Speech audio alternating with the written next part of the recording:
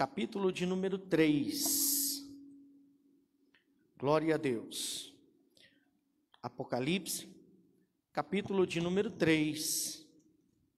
Para nós darmos sequência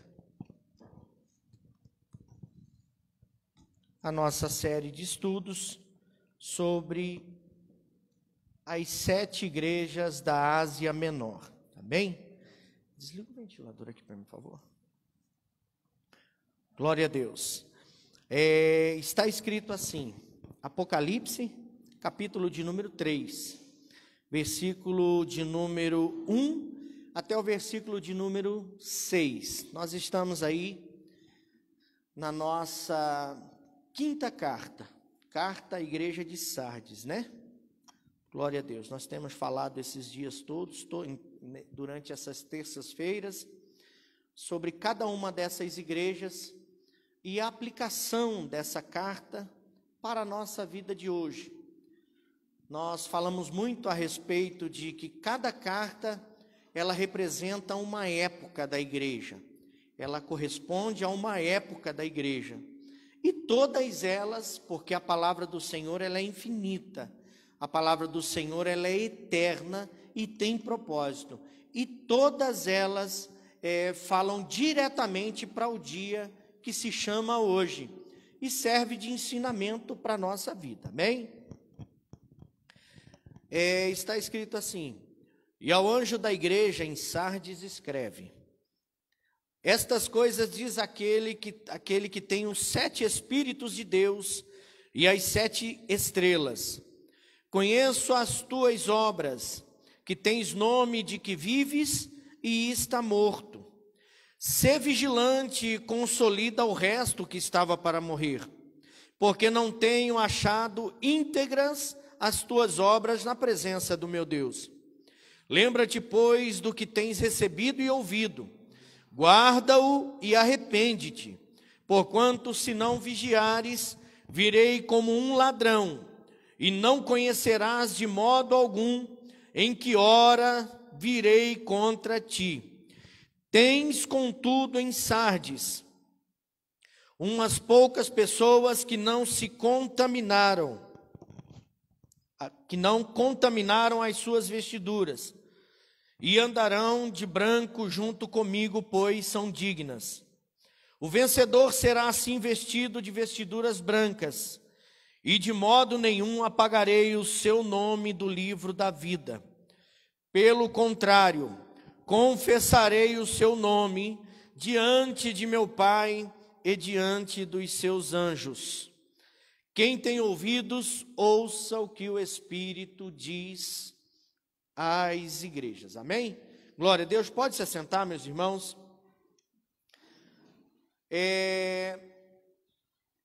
Como todas as outras cartas, essa também tem muitos ensinamentos para a nossa vida. Desde a primeira carta que nós falamos aqui, que foi a igreja de Éfeso, nós falamos que a profundidade da revelação que foi dada a João é tão grande, que essa carta ela atinge a nossa área física, a nossa área emocional e a nossa área espiritual. Ela consegue ir além e falar diretamente com relação ao nosso ministério, a área ministerial. Então, cada assunto aqui exposto, cada assunto aqui revelado, serve de muita lição para a nossa vida.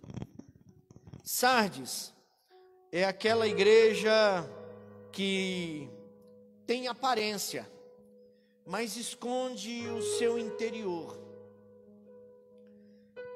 Ela recebe uma palavra do Senhor, quando o Senhor diz assim para ela: fortalece o que ainda resta de espiritual. É uma igreja que tem uma aparência de que está sadia. É uma igreja que quem olha de fora está tudo bem, está tudo ok. Mas o interior dessa igreja, porque é esse interior que o Senhor Jesus trata aqui no versículo de número 1, que diz assim, ó: tens nome de que está vivo, mas está morto. Aparência. Mas a realidade dessa igreja, a realidade desse povo, era uma realidade muito triste. Era uma realidade muito triste. Porque essa igreja, ela não sofre perseguição. Essa igreja, ela não é perseguida pelo império, pelo sistema. Essa igreja está morta espiritual. Sardes é uma igreja que se desacostumou com o confronto. Sardes é uma igreja que se acostumou com o sistema, que se acostumou com a falta de luta, com a falta de perseguição. E porque ela se acostuma, ela acaba por perder a sua identidade. E recebe esta palavra: você tem jeito de que está vivo, mas você está morto. Diferente das outras, e como eu disse, em todas as terças-feiras, que nós estamos aqui trabalhando de uma forma individual, não comparando uma com a outra, não tentando comparar os problemas, os desafios que cada uma enfrentava, não tentando comparar a palavra de Cristo para cada uma delas, não, mas apresentando em todos esses dias a forma como Cristo se revelou, de uma forma individual a cada uma delas, no momento crucial. Porque o lindo dessas cartas, meus irmãos, o lindo dessas cartas é que elas chegam na hora certa. Elas chegam no momento certo. Todas elas, por mais dura que sejam, como essa,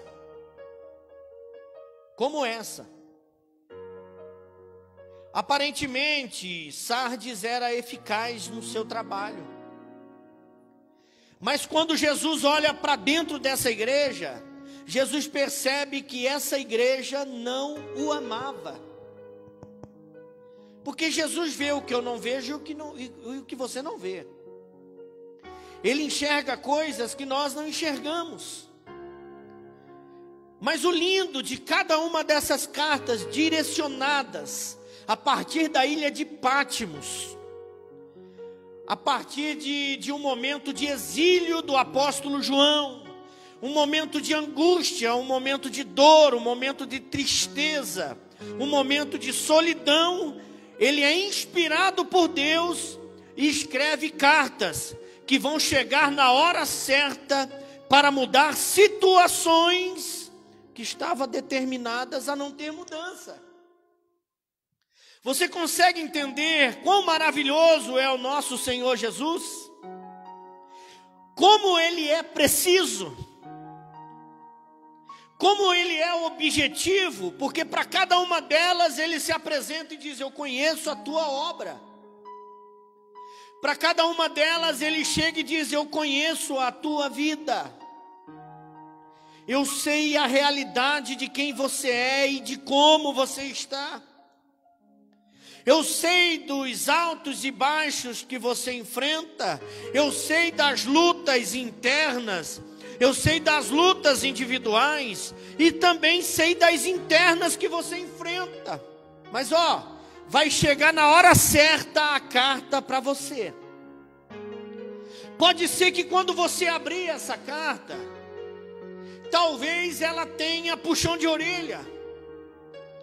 Talvez quando você abrir essa carta e for ler, talvez vai ter ali uma repreensão.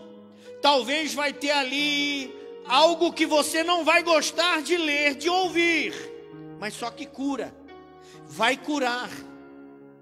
Cartas que, quando abertas, revelaram para essas igrejas que elas estavam tomando um caminho para os quais elas não foram criadas. Elas estavam vivendo uma vida na qual elas não foram criadas, ensinadas para viver. Essas igrejas estavam recebendo coisas, recebendo informações, recebendo influência de lugares que elas foram ensinadas a não receber. Elas foram ensinadas a receber influência, palavra, conselho, somente daquele que vive e que reina para todo sempre, e que tem o controle de tudo nas suas mãos. Uma das coisas que eu acho lindo nesse estudo, e Deus tem falado comigo, é sobre isso. Essas cartas, elas não chegaram nem depois e nem antes. Elas chegaram no momento certo. No momento em que aquelas igrejas precisavam e talvez não estavam enxergando. E eu quero começar esse estudo liberando uma palavra sobre a tua vida. Você pode não estar vendo, você pode não estar entendendo, você pode achar que não vai dar certo, você pode achar que está cansado, mas continue, porque a carta vai chegar a qualquer momento. E quando a carta chegar, como eu disse, pode ser que chegue com uma repreensão, mas também vai chegar com uma promessa, mas também vai chegar te lembrando: eu estou contigo. Também vai chegar te lembrando de quem você é, quem te chamou, quem te escolheu, quem te separou, quem é que vai te dar força para sair dessa situação, quem é que vai pôr a mão e mudar essa questão. Você tentou colocar e não está mudando, mas a hora que ele colocar, a questão muda, a situação muda.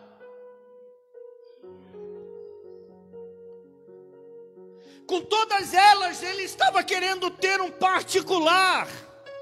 Com todas elas, parece que eu leio, ele está dizendo assim, ó: para de fazer do teu jeito. Faz do meu jeito. Do teu jeito está sofrendo, do teu jeito está dando errado. Ei, faz do meu jeito, igual eu te ensinei quando eu te chamei. Igual eu te ensinei quando eu te escolhi. Porque quando Deus escolhe alguém, ele já mostra o caminho para seguir. Quando Deus separa alguém, ele já mostra a rota. Quando Deus separa para si alguém, Deus já ensina-nos a andar pelo caminho. Porque olha que palavra linda, disse-lhe Jesus: eu sou o caminho. Por que nós levantamos a nossa mão e aceitamos a Jesus? É o caminho. Por que quando viemos à frente nós somos orientados por aquele que está pregando, ministrando, ou pelo pastor, a confessar diante dos homens que Jesus é o nosso Salvador? Porque Ele é o caminho. Ele é o caminho. Essas cartas também, elas falam muito acerca do amor extraordinário dele pelo seu povo, pelos seus eleitos.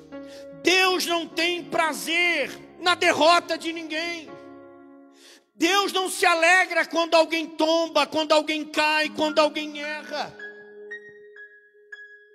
Deus não faz festa no céu quando alguém desanima, quando alguém para. Ele não faz. E por isso que quando ele olha a realidade de cada uma dessas igrejas, ele vem através do seu Espírito Santo, fala ao coração do apóstolo João e fala, e diz assim: escreve essas cartas porque eu tenho propósito, eu tenho coisas a fazer no meio do meu povo, coisas essas que vão permear, que vão continuar, que vão prosseguir pela eternidade.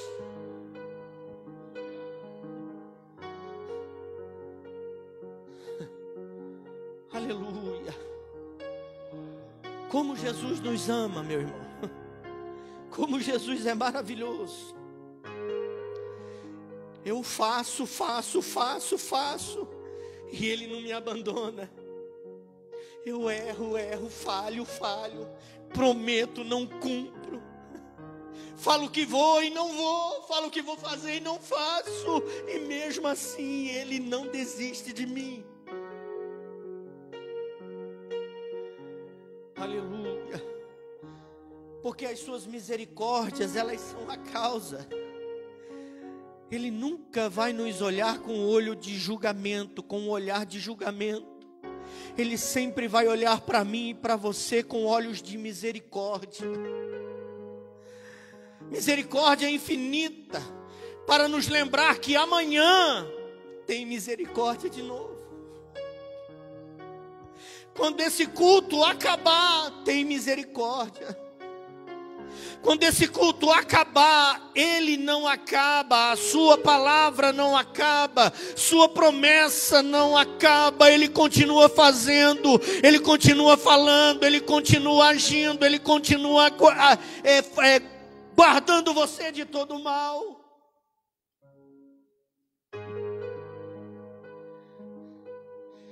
Para uma igreja como essa, acabou. Deixa ir morro abaixo. Mas só que ele não é assim. Ele não é assim. Ele manda uma palavra, para que quando essa palavra for falada, gere temor, faça com que o povo reflita acerca de ações, atitudes, caminhos e palavras que estão sendo ditas. Quando a palavra dele é liberada, ela é ministrada, ela é ensinada, ela é falada, ela é lida, ela gera vida dentro de mim. E quando ela gera vida dentro de mim, tudo aquilo que estava morto ou que estava por morrer, torna a viver.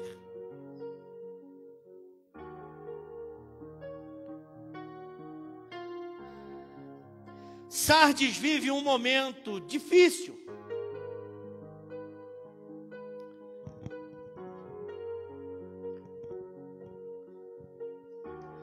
Estas coisas diz aquele que tem os 7 Espíritos de Deus e as 7 estrelas. Até aqui, até a 5ª carta, Jesus se apresenta sempre de forma diferente. Quer ver, ó? Para Éfeso, ele diz assim, ó: estas coisas diz aquele que conserva na mão direita as 7 estrelas e que anda no meio dos 7 castiçais. Aleluia. Para a igreja de Esmirna, ele diz assim, ó: estas coisas diz o primeiro e o último, que esteve morto e tornou a viver. Para a igreja de Pérgamo, ele diz: estas coisas diz aquele que tem a espada afiada de 2 gumes. Aí quando ele chega em Sardes, ele diz assim, ó: estas coisas diz aquele que tem os 7 Espíritos de Deus e as 7 estrelas.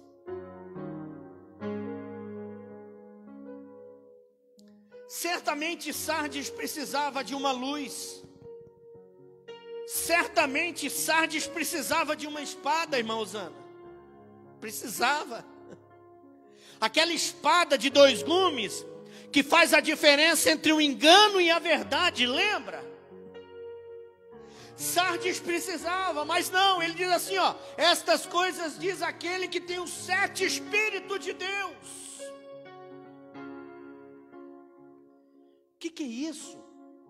Que forma de se apresentar a alguém que está em decadência? Que maneira é essa? Por que ele não se apresenta como aquele que esteve morto e reviveu? Essa igreja parecia que estava viva, mas estava morta. Mas aí ele, na sua infinita sabedoria, porque Deus faz coisas que nós nunca vamos entender. Quem sabe um dia, por bondade e misericórdia, vamos entender na eternidade. O próprio Jesus disse: ei, vocês não sabem o que eu faço hoje, mas saberão depois. Eu gosto de estudar me colocando no lugar, e eu imaginei, eu, pastor dessa igreja, pegando a carta, sabendo que veio do apóstolo João. Eu sei que a minha igreja está doente, está enferma, está com problema.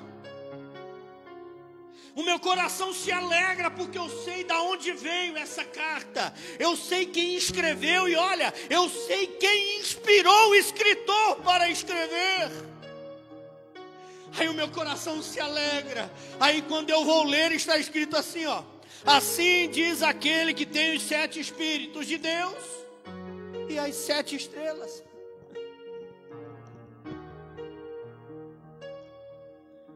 As 7 estrelas, nós falamos lá na primeira carta de Éfeso, elas falam diretamente para cada pastor. 7 igrejas, 7 pastor. Embora exista aí uma seita ligada à Cabala, que tenta aí mudar a palavra judaica para esse contexto, que quer dizer que são anjos da guarda. A carta foi para cada anjo da guarda de cada igreja, mas isso é refutado, isso não existe. Aqui fala diretamente para cada pastor, porque quando Deus quer fazer algo grande, Ele trata na individualidade daquele que é responsável. Quando Deus quer tratar, quando Deus quer trabalhar, Ele vai direto naquele que está na frente, daquele que foi escolhido, daquele que foi separado. Deus não vai trabalhar com terceiros, com quartos, não. Ele vai direto naquele que está na frente, aquele que Ele escolheu para estar na frente. Então aqui fala diretamente sobre os 7 pastores.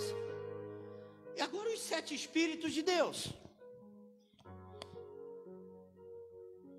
7 Espíritos de Deus.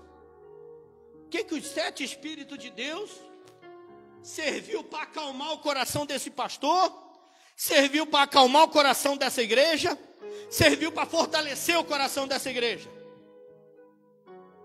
Ó, só estudando, só lendo, só buscando se aprofundar. E olha aqui que interessante.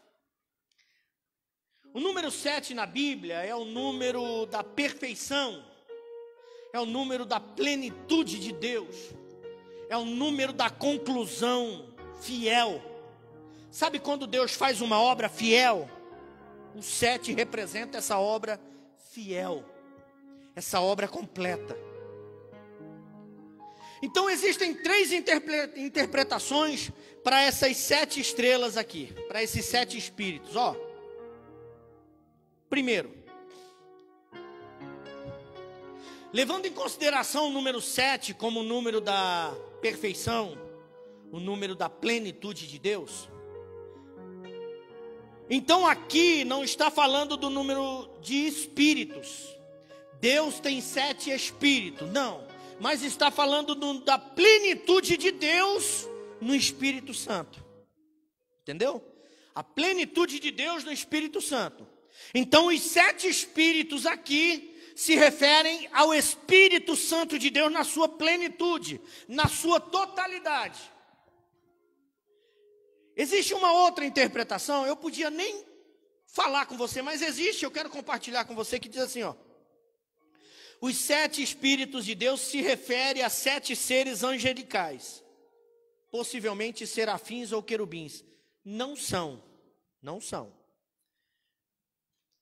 Mas o livro do profeta Isaías, no capítulo 11, versículo de número 2. Isaías capítulo 11, você consegue colocar aí? Isaías capítulo 11, versículo de número 2. Se você tiver a tua Bíblia, quiser marcar. Isaías capítulo 11, versículo de número 2 diz assim, ó: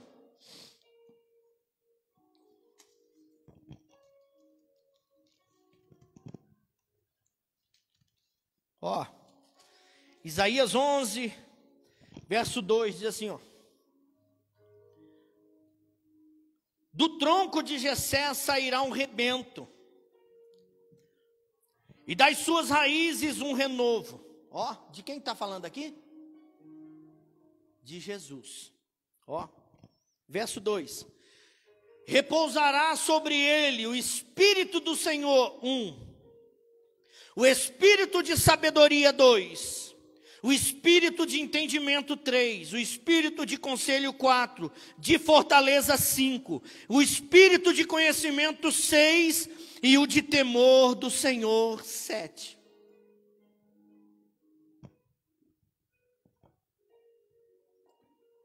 Quando Jesus é batizado no Jordão, ele sai das águas. O céu se abre e olha para ele, sai para ele uma voz dizendo assim: esse é o meu filho amado em quem me comprazo. Logo desceu do céu uma pomba em forma corpórea sobre ele, representando o Espírito Santo, e se apossou dele ali. O Espírito Santo, aqui nessas primeiras duas, que nós falamos, na primeira e na terceira, representa a plenitude que há no Espírito Santo de Deus. Por isso que a Bíblia faz essa referência aos 7 espíritos. Então não são 7 tipos de espírito. Todos eles se referem à plenitude que existe no Espírito Santo de Deus. Mas pastor, o que o senhor está querendo dizer? Quando o pastor dessa igreja recebe a carta e ele olha para isso sobre os 7 espíritos de Deus, Deus fala ao coração dele acerca desses 7 espíritos e diz assim, ó: o que o meu povo está precisando é voltar a viver a plenitude do Espírito Santo de Deus, porque é o Espírito Santo que atrai, é o Espírito Santo que molda, é o Espírito Santo que convence, é o Espírito Santo que faz a pessoa fugir, é o Espírito Santo que para, é o Espírito Santo que faz caminhar. É isso que Deus estava dizendo para essa igreja: tem jeito de mudar a partir do Espírito Santo.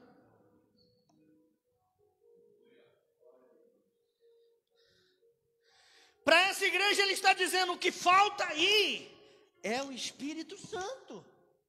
O que está faltando aí é a ação múltipla do Espírito Santo. O que está faltando nessa igreja é liberdade. Liberdade para quem? Liberdade para o Espírito Santo de Deus. Para ele agir, para ele tocar, para ele falar. Sabe por que muita coisa parou de acontecer nos nossos dias? Porque a liberdade que ele tinha, ele não tem mais em alguns corações. Porque a liberdade que outrora ele tinha, a hoje ele não tem mais em alguns lugares. Porque em alguns lugares tem que ser do jeito do homem, da forma do homem, da maneira do homem. E quando é do jeito, da forma e da maneira do homem, ele, o Espírito Santo, na sua plenitude e totalidade, não pode fazer.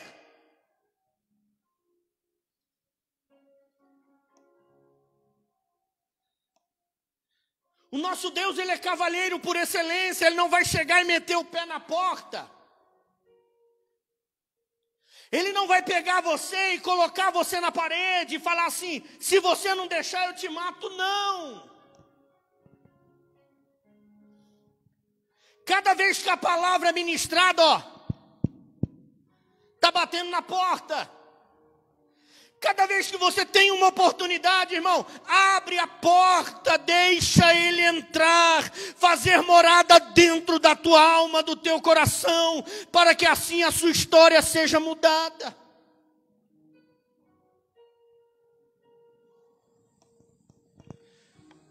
Que tristeza uma igreja onde o Espírito Santo não tem liberdade de agir, não tem liberdade para falar, porque os achismos são muitos. Irmão, vou te dar um conselho. Procure ter experiências com Deus. Procure sair do seu mundinho, para que você veja as formas que o Espírito Santo de Deus trabalha.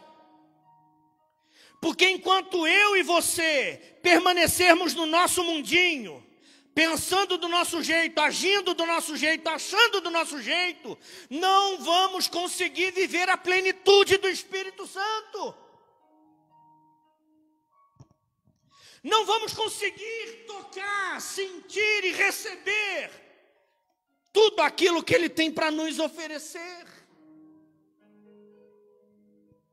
Pessoas entram aqui e saem da mesma forma que entraram. Entram doentes, é capaz de sair mais doente porque fica olhando defeito. Entram com problemas e saem com os mesmos ou mais problemas ainda. Por quê? Porque chegam na presença do Senhor e não dão liberdade para o seu espírito. Quando o Espírito Santo não tem liberdade, nada acontece na minha vida. Se eu não permitir que Ele fale ao meu coração, se eu não permitir ouvir a sua voz, sentir a tua presença, nada vai acontecer na minha vida.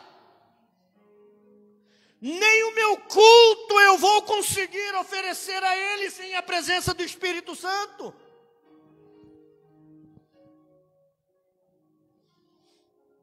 O problema dessa igreja foi a falta do Espírito Santo.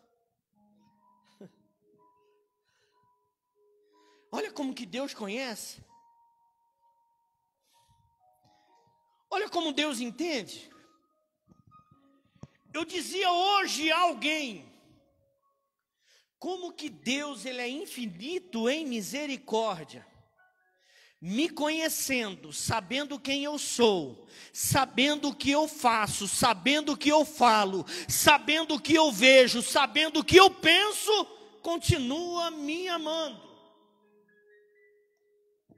Como? Que amor é esse? Que amor é esse que eu o entristeço e ao invés dele se afastar, ele se aproxima? Que amor é esse que quando eu quero parar, quando eu quero desistir, eu me dou conta, eu estou do joelho dobrado. Eu quero parar quando eu percebo estou lendo a Bíblia. Eu quero parar quando percebo estou na casa do Senhor. Que amor é esse, irmão? Porque todo dia o Senhor fala para mim, ei, você pecou. Mas eu não quero que você vá, eu quero que você venha. Você errou, mas não quero que você se afaste, eu quero que você se aproxime. Você pecou, você errou, você falhou. Mas eu não quero que você vá embora, eu não quero que você se esconda atrás de uma árvore. Eu quero que você deixe o Espírito Santo tocar você. Que o Espírito Santo faça você enxergar as suas misérias. E ao invés de se afastar, você se aproxima do Pai. Você se aproxima de mim. Eu estou na varanda esperando você voltar. Eu acho lindo o filho pródigo, que o pai não parava de olhar para a estrada. Por quê, pastor? Quando o filho está chegando, o pai não tem paciência nem de ficar na varanda esperando ele. Ele vai encontrar o filho no meio do caminho. Aleluia, que amor é esse?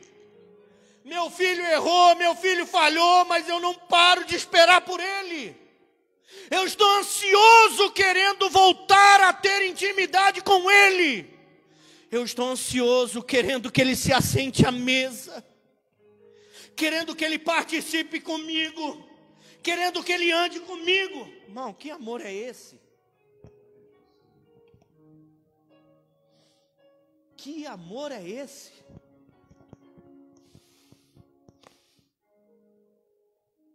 Curiosidade sobre essa igreja.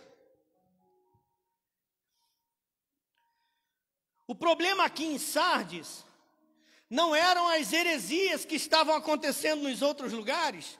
Embora em Sardes se adorava, na cidade, se adorava a deusa da fertilidade, Ártemis. Em Sardes se adorava essa divindade.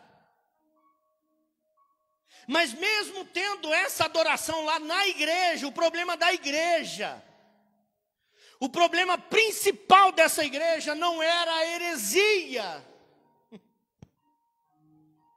Essa igreja não estava sofrendo com heresia. Essa igreja estava sofrendo com morte espiritual. Com morte espiritual. Sabe o que acontece com quem está morto espiritual? Ele senta no trono e fica assim, ó. Aquilo é Deus, aquilo não é Deus. Aquilo é Jesus, aquilo não é Jesus. Aquilo é o Espírito Santo, aquilo não é o Espírito Santo. Ah, essa palavra não é assim, é daquele jeito, não é daquele jeito, é desse jeito. Está morto espiritual.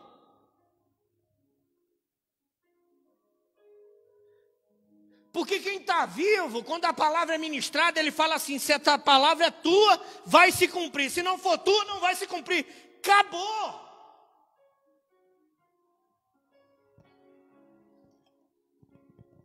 Essa igreja passava por um momento determinante até esse momento, irmão Francisco Henrique. Essa carta chegou na hora, para trazê-la de volta. Olha que coisa linda. Na hora, para trazê-la de volta. Oh, você tem nome de quem vive, mas está morto. Ser vigilante consolida o resto que estava para morrer, porque não tenho achado íntegras as suas obras da presença do meu Deus. Olha, ó o versículo 3, olha o que amor é esse. Ó, lembra do quê? Jesus está falando para essa igreja o quê? Lembra do quê? Lembra do que eu já fiz. Lembra da onde eu te tirei. Lembra do nosso primeiro encontro. Lembra da sua primeira experiência espiritual. Lembra do primeiro milagre que você recebeu. Lembra do contato com o Espírito Santo, da primeira palavra. Lembra do dia da conversão que você derramou lágrimas. Se lembra.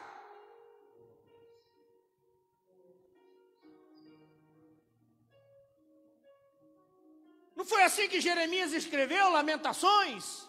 Quero trazer à memória o quê? Aquilo que me destrói, aquilo que me joga no fundo do poço, aquilo que me derrota. Quero trazer à memória aquilo que me envergonha, aquilo que me humilha. Não foi, ele disse assim: quero trazer à memória aquilo que me dá esperança. E o que me dá esperança? O meu Deus já fez e Ele vai voltar a fazer em nome de Jesus.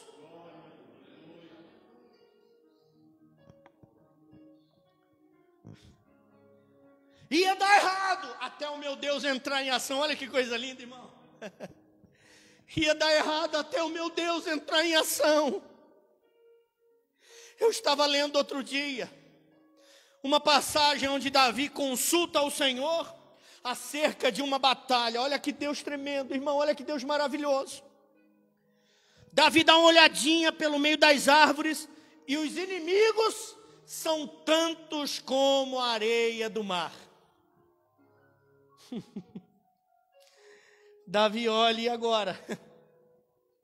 O que faz, Senhor? Eu olho para eles, eles têm mais do que o que eu tenho. O que faz?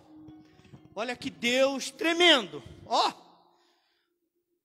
Deus vem e sopra no ouvido de Davi, no coração de Davi, e diz assim: Davi, fica atento. Ele não mandou Davi dormir não, ó, fica atento. Quando você ouvir um som de marcha, ó, quando você ouvir um som de marcha, você sai por trás das amoreiras, porque eu vou dar esses inimigos nas tuas mãos. Aleluia, que Deus amoroso é esse? Que fortalece os seus mesmo quando eles estão em menor número. Que Deus é esse que sai na frente para pelejar pelos seus, aleluia.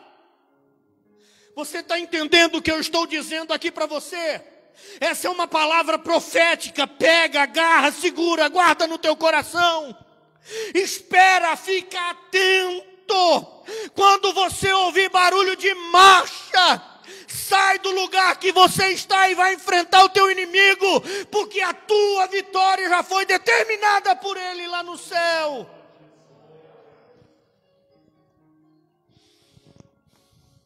O problema de Sardes não eram as heresias.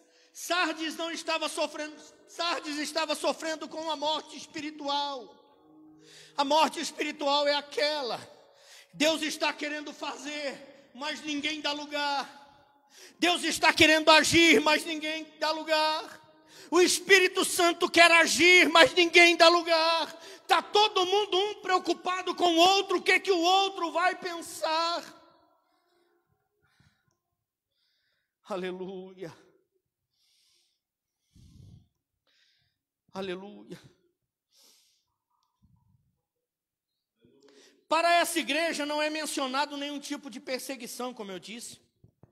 O que sugere que o período que ela estava vivendo era um período cômodo, um período de segurança, uma falsa paz. Sardes desacostumou a enfrentar oposição. Meu irmão, o dia que a oposição acabar na minha vida e na tua vida, acabou a vida espiritual, viu? O dia que a luta acabar, acabou a vida espiritual, viu? Não devia ser assim, não deveria ser assim. Mas o que nos motiva a orar mais é a luta. O que motiva a levantar de madrugada é a luta. O que motiva a jejuar mais são as lutas. Pode ver que quando tudo está bem, irmão, a nossa vida é diferente. Quando as coisas apertam, a gente não vê a hora da porta da igreja abrir.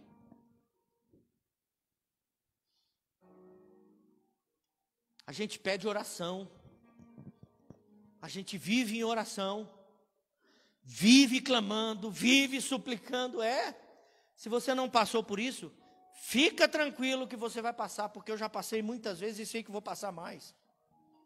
Quando eu começo a querer descansar, vem uma luta. Parece que essa luta vem, me puxa para cima e me empurra para a oração.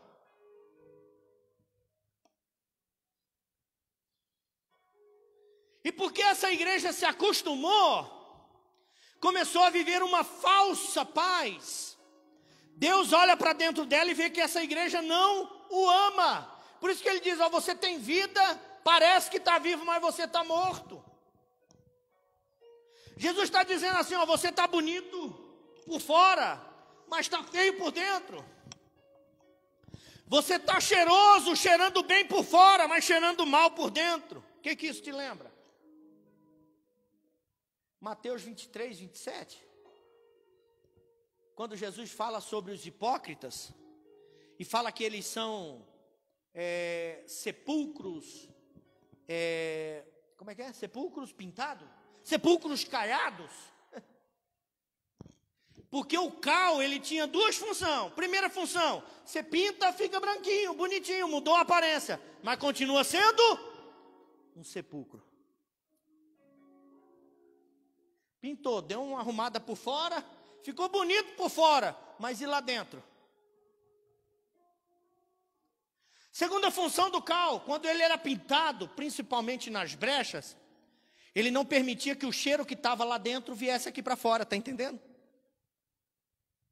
Então, quando Jesus está chamando aqueles de sepulcro caiado, Jesus estava dizendo: se eu mexer, vai cheirar mal. Porque vocês não são o que vocês aparentam. Vocês são cheirando mal. Vocês são feios. Era uma igreja que aparentava, mas não era. Então eu te digo, é melhor você não parecer e ser do que você parecer e não ser. É melhor você não parecer, mas ser, do que você parecer e não ser. Suas atitudes dizerem ao contrário do que você é. Sardes vivia esse confronto, vivia nessa situação. E comete um grande erro. Que é esse. O exterior dela, ela se apresentava bonita para todo mundo. Mas quando Jesus olhou para dentro dela, irmão, você pode vir bonito do jeito que for para a igreja. ao contrário de mim, uma que eu não consigo ver dentro de você, mas ao contrário de mim, ao contrário de você, quando você entra pela porta, a primeira coisa que Jesus vê é o seu interior, sabia disso? Porque o que conta é o que você é por dentro, não é o que você é por fora. Às vezes o que precisa ser tratado é o nosso eu interior, é o nosso ego, é a nossa vaidade.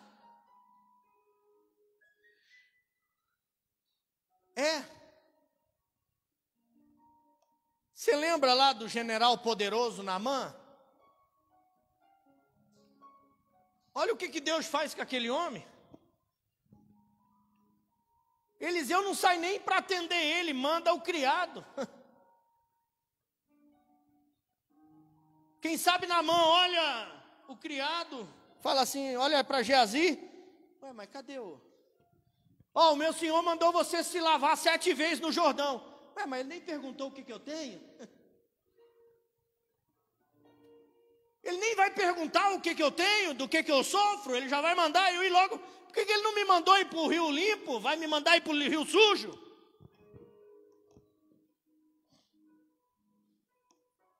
O problema de Naamã não era a lepra de fora, o problema era a lepra de dentro, está entendendo? O orgulho altivo. Que oportunidade o profeta estava dando para ele, e ele estava querendo argumentar, porque ele se achava, eu sou general, mando, desmando, tenho autoridade, sou conhecido, tenho fama. E Deus está nem aí para ele, porque Deus olha primeiro, quando Naamã chega lá, Deus olha dentro de Naamã. Aliás, Deus olhou dentro de Naamã, já dentro da casa dele, né? Você está entendendo como que Deus trabalha na minha vida e na tua vida? Não estou dizendo para você vir descabelado, esfarrapado, lascado. Não. Que você venha cada dia mais bonito, mais bonita. Adorar Jesus com o teu melhor. Mas sabendo que não é o seu exterior que vai fazer Jesus andar na tua direção. O que vai fazer ele andar na tua direção é o teu interior. Por que Pedro saiu do barco? Pedro saiu do barco com as pernas, porque ele já tinha saído aqui, ó. Você está entendendo? Você consegue entender isso? Quando ele diz, Senhor, manda eu ir ter contigo. Irmão, firme, para sair do barco tem que ser com uma perna, não tem? E no meio do mar? Imagina, ele sai, ó. Imagina. Será que dá pé? Será que foi assim que Pedro saiu? Será que vai dar certo? Antes de sair com as pernas, ele já tinha saído aqui, ó. Ele mandou, eu vou. Quem está chamando é ele. Quem está falando para mim ir é ele, não sou eu, é ele. Eu disse, posso ir? E ele diz, vem. O primeiro lugar que ele tratou com Pedro foi aqui dentro, irmão. Se o teu aqui dentro tiver limpo, tiver são, se o teu aqui dentro tiver cheio, não tem impossível para você, irmão. Você vai lutar e você vai vencer. Você vai lutar, você vai batalhar, vai perder algumas batalhas, mas você está tão cheio que você não desiste, você não para. Tem coisa que vai dar errado, mas você não para. Tem coisa que não acontece do teu jeito, mas você está tão cheio que você não para. Como que Jesus é lindo! Como que Ele é maravilhoso, aleluia! Aleluia! Glória a Deus. No versículo 3 ainda, ele diz assim, ó, ele se apresenta à igreja, ó. Eu venho como aquele que tem as 7 estrelas, o controle de tudo, e os 7 espíritos. Então ele se apresenta para essa igreja dizendo assim, Sardes, eu tenho o controle de tudo e sou o dono da plenitude de tudo através do Espírito Santo, se você deixar ele agir. Aí no versículo de número 3, ele aparece aqui dizendo assim, ó: e se não vigiares, no final, porquanto se não vigiares, virei como um ladrão, e não conhecerás, virei como um ladrão, e não conhecerás de modo algum em que hora virei contra ti. Eu acho interessante essa colocação. Por quê? Porque essa palavra aqui, ela não está dizendo, ela não está relacionada à segunda vinda de Cristo. Tem nada a ver aqui com a segunda vinda de Cristo.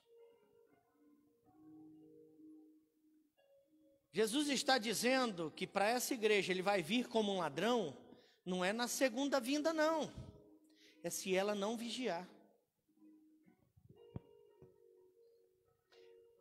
Preste atenção, na cultura judaica, disse que tem um ladrão, conhecido como ladrão da noite, chamado Ganave.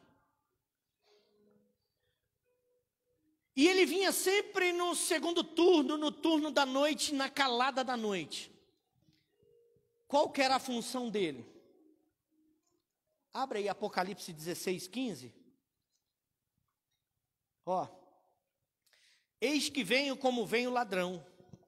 Bem-aventurado aquele que vigia e guarda suas vestes, para que não ande nu e não se veja a sua vergonha. Jesus está falando acerca desse ladrão, que vinha na calada da noite. Esse Ganave, ele vinha na calada da noite.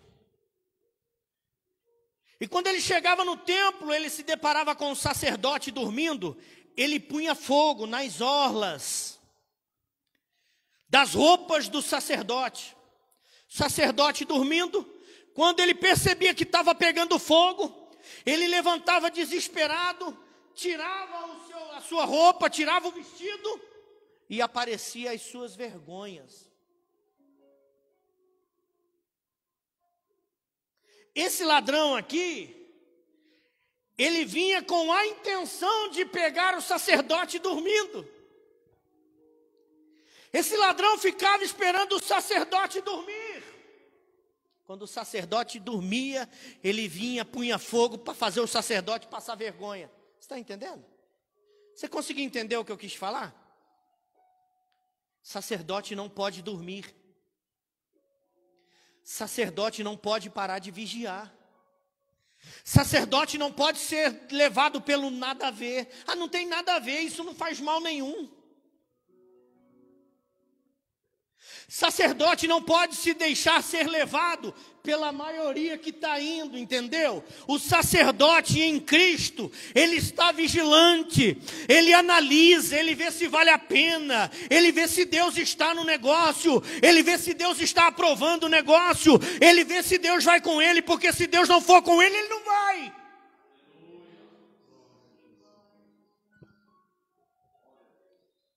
Então Jesus vem e se apresenta para essa igreja dizendo: ei, eu tenho as 7 estrelas na mão, eu tenho o controle de tudo, domínio de tudo, mando em tudo. E os 7 Espíritos de Deus, eu sou aquele que tenho a plenitude através do Espírito Santo, plenitude no Espírito Santo. E ó, se você não vigiar, eu virei como um ladrão. Você não vai nem ver o que aconteceu. Você vai perder a oportunidade de viver uma experiência. Era isso que Deus estava falando para essa igreja. Era isso que Jesus queria ensinar para essa igreja. Para essa igreja não desistir de vigiar. Para essa igreja não dormir em meio ao problema. Lembra do que eu disse aqui no domingo? No segundo culto? Que quando era para Davi ir, Davi ficou em Jerusalém. Aliás, no primeiro culto. Jerusalém significa cidade de paz. Mas só que, segundo Samuel, capítulo 11, diz que o tempo era o tempo dos reis irem para a batalha. E Davi quer ficar na cidade de paz. Então Jesus está dizendo: ei, o tempo é de guerra, não é de paz. A paz absoluta, eu e você só teremos e viveremos quando a trombeta soar. Acabou, irmão. Acabou toda luta. Acabou toda angústia, acabou toda aflição, todo pensamento, acaba a ansiedade, a depressão perdeu a força, acabou a depressão, demônio não toca, diabo não toca, maldição, olha, irmão, acabou tudo.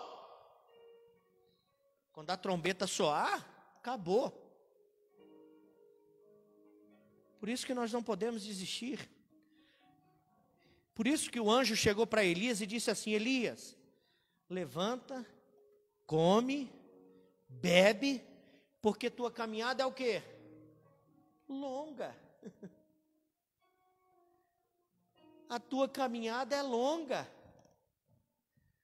A tua caminhada é longa. Pode ver que passa um pouco, logo ali uns capítulos para frente, a história de Elias acaba, ele é levado para o céu no carro de fogo, não é? Sabe aqui, quando Deus fala, o anjo fala para ele, ó, levanta, come e bebe, porque tua caminhada é longa. Não é longa de distância.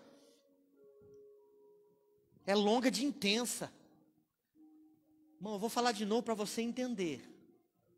Levanta, come e bebe, porque a tua caminhada vai ser intensa. A mesma proporção que você vai ter Deus na tua vida, você vai olhar e contemplar as lutas que o diabo vai tentar contra você. Mas se lembre, você tem Deus em todo o tempo na tua vida. Tua caminhada vai ser intensa, você vai vencer aqui, vai continuar lutando. Às vezes perde ali, erra ali, parece que vai cair ali. Mas quando você parece que vai cair, Jesus estende a mão.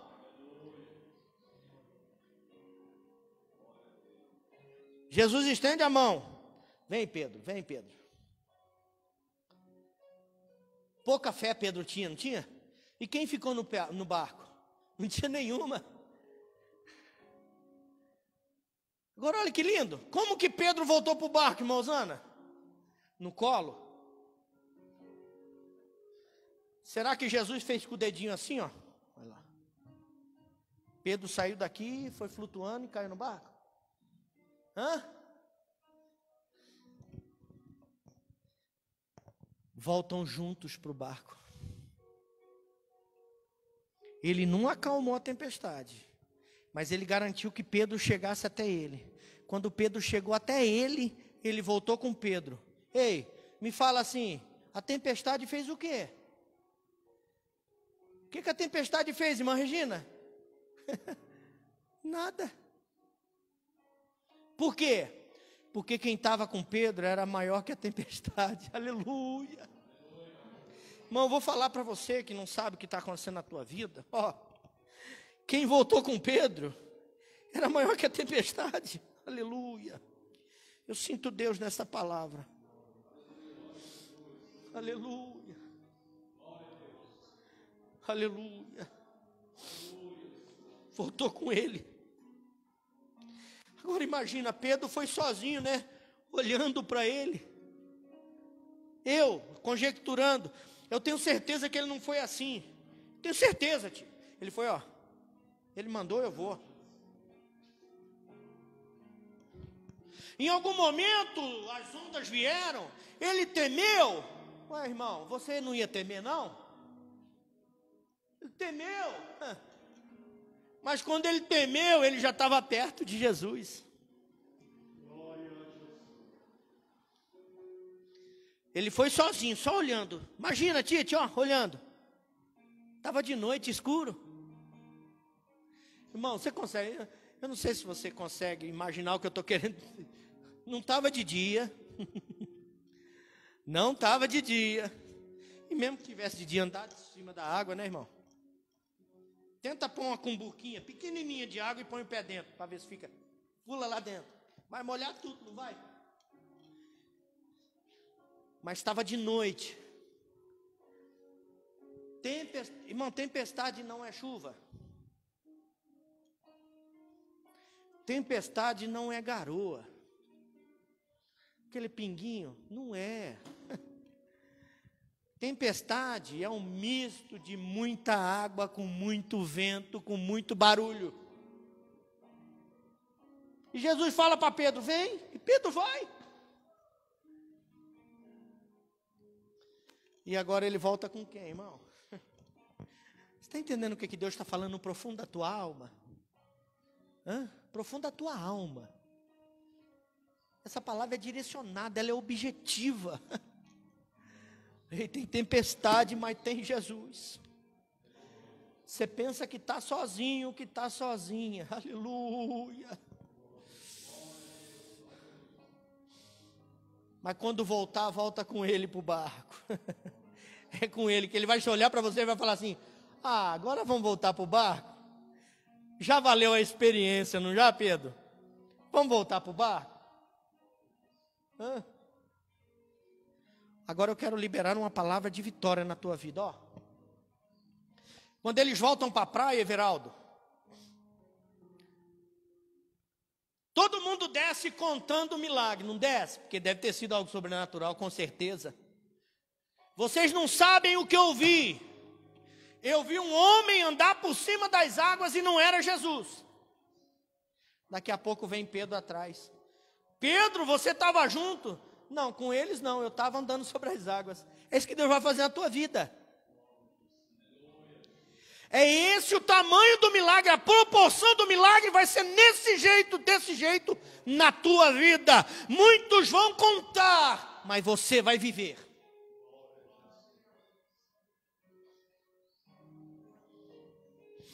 Aleluia. Quero finalizar. Versículo 4. Tens contudo em Sardes umas poucas pessoas que não contaminaram as suas vestiduras e andarão de branco junto comigo. Essa igreja tinha problema. Não tinha? E Jesus fala dos problemas. Mas só que ele destaca os valores, as virtudes. Ele olha para mim e enxerga os defeitos, mas ele destaca as minhas virtudes. Ele olha para essa igreja, ele vê todos os problemas, mas ele olha para essa igreja também e destaca as virtudes que tem no meio dela. E essa palavra agora é individual. Deus me faz lembrar agora de primeira carta de Paulo aos Coríntios, capítulo 11, versículo 28, parte A. Examine-se, pois, o homem a si mesmo. Eu gosto muito dessa palavra. Porque por muitas vezes nós falamos dela no sentido assim, de ameaça. Nós falamos dela no sentido de fazer a pessoa procurar o erro, procurar o defeito, procurar o problema para não participar da ceia. Aleluia! Mas olha aqui o que eu quero dizer para você. Quando Paulo diz assim, examine-se, pois, o homem a si mesmo, e assim, ai que lindo, e assim coma desse pão e beba desse cálice. Eu acho lindo, irmão Francisco, porque ele dá uma sequência. Sabe o que Paulo está dizendo? Ei, examine-se, olha para dentro de você e procura virtudes, procura lembranças boas, se lembra do que ele já fez. E o que ele já fez é maior do que o que você está vivendo. O que ele já fez aqui dentro é muito maior do que está acontecendo aqui do lado de fora. Então, em vez de achar motivo para não ir, ache motivos para ir.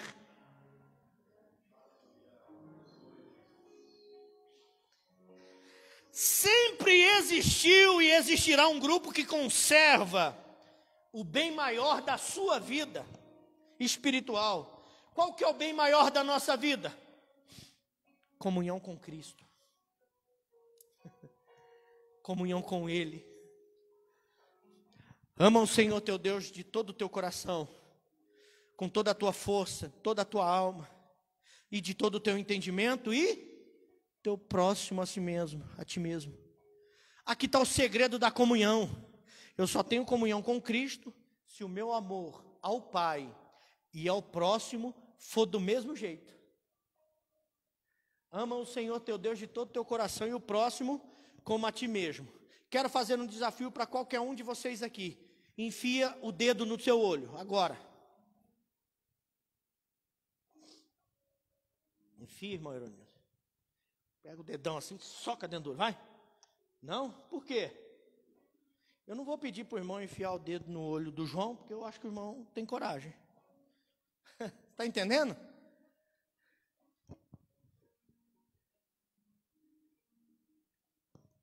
A mesma proporção que eu me amo, que eu me cuido, o mesmo zelo que eu tenho comigo, eu tenho que oferecer ao meu próximo. Vamos continuar. A missão basilar, que está aqui entranhado nessa carta para Sardes, é essa. Quem está vivo, produz vida. Vou falar de novo. A missão basilar, entranhada aqui dentro da igreja de Sardes, é essa. Quem está vivo, produz vida. Jesus estava chamando esta igreja para viver de verdade. E viver produzindo vida. Em todas as épocas, as pessoas não se contaminaram. Não contaminaram as suas vestiduras. Sardes era uma potência, acho que é lanifício, que é fábrica de lã. Era uma potência na fabricação de lã. Tingia e fabricava roupas. Por isso que Jesus olha para ela e fala assim, contaminaram, pessoas que não contaminaram as suas vestiduras. Jesus faz uma alusão ao que produzia nessa cidade. Eu quero encerrar e orar por você, dizendo que Jesus chama essa igreja ao arrependimento. Arrependimento é mudança de mente. Arrependimento não é uma coisa que acontece de fora para dentro. Arrependimento é algo que acontece de dentro para fora. Por isso que quando Deus olha para mim e para você, Ele nos olha por dentro.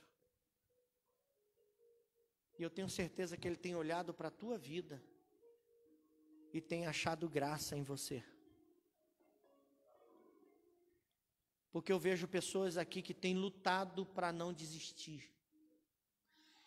Pessoas aqui ofendidas, magoadas, decepcionadas.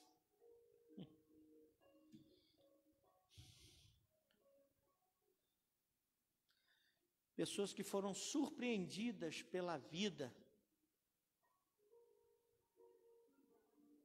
Pessoas que estão aí no barco e uma tempestade na frente. Será que eu vou? Será que eu fico? Será que eu vou morrer?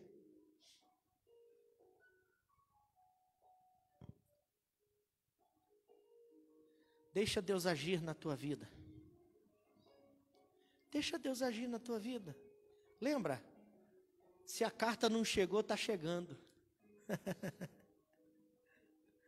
Se a carta com a resposta não chegou, está chegando. Se a carta com a receita não chegou, está chegando. Se a carta com a novidade não chegou, está chegando na tua vida. Para essa igreja não tinha jeito, até que chegou a carta. Você pode falar para o teu irmão, a tua carta está chegando? Tua carta está chegando, Juninho. Tua carta está chegando. Tua carta está chegando. Aleluia. Quando chegar, muda a história. Porque onde Jesus chega, muda a história. Amém? Meus irmãos, se coloca de pé. Eu quero orar por sua vida. Quero declarar o milagre de Deus sobre a tua vida.